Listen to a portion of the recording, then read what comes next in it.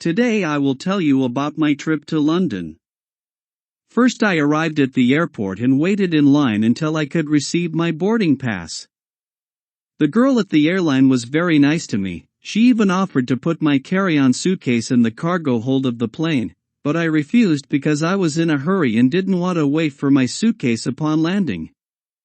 When I boarded my flight, I felt very relaxed. I knew that a great adventure awaited me on my trip, so I made myself comfortable and started watching movies until it was time to eat. Then the flight attendants arrived and offered me 2 food options, beefsteak or pasta.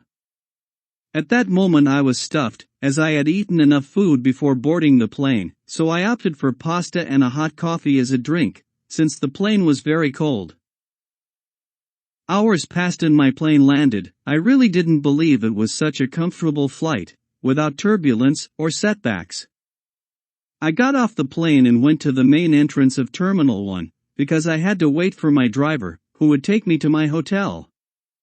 You can't imagine the hotel I stayed in. It was dreamy. It had a swimming pool, a bar, a gym, and even dance floors and movie theaters. It was totally crazy.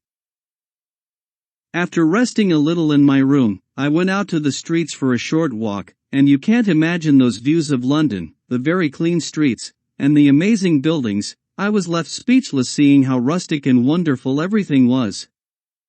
I went to different museums, bars and old shops to buy souvenirs to my family for my return. Well, I think I've talked too much. But it really was an incredible trip full of experiences and good times. I hope to see you next time.